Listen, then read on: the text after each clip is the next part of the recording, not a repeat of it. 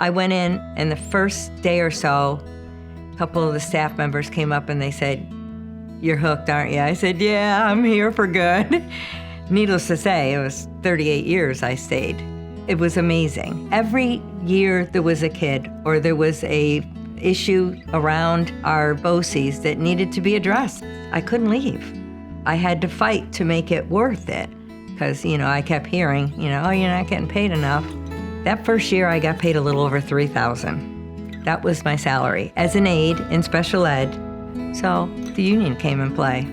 Sandy got her voice and said, "I'm not gonna go work at a grocery store because I make more money. I'm making a difference in the kids' lives and my coworkers. I can't leave. I've gotta fight this fight." And we did. In the 1980s, I was asked to be a negotiator. So I learned that the administration has a lot of power, but so do we when we learn to use our voice, not to be intimidated. One of the biggest challenges was the lack of training. I didn't even know the acronyms that the teachers were talking about, so they sent me to the teacher center. They said, "Well, make a laundry list of what you might want. We need to have information about some of the medication the kids are on, or what's the difference between a grand mal seizure and a petite seizure, and what are our rights, and what are the kids' rights?" Those issues came up, and so Teacher Center helped. I became an ELT instructor. It was so important because people were thirsty. They wanted to do these jobs. NYSET really grew a heck of a program with the ELT for SRPs.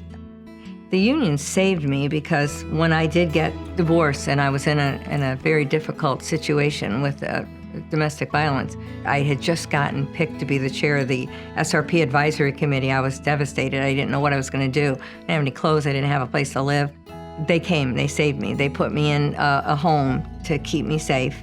I paid back in blood, sweat, and tears. I do it.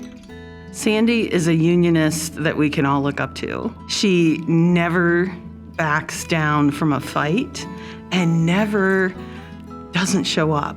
If someone is in need, she is there.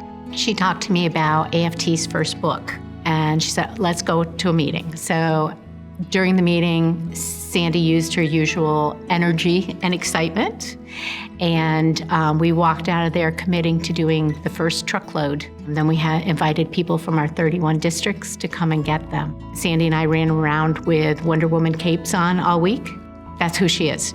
She is relentless, whether it has been as part of the board of directors, as a leader on the SRP committee, as a leader in the women's committee. She has just been a phenomenal asset to this organization, and I am so proud to be able to honor her today. Now that I'm in retirement, my husband is also Roy, and he has many titles, and one is driving Miss Sandy around because I tell him, he'll ask me, "What's on the agenda this week?" And I'll say, "Well, we're gonna do a little thing in Albany." Most of the time, the stuff that we do is, the union stuff. When you're involved in NYSET, you can be that much stronger and that much better. I can't wait to see what's next.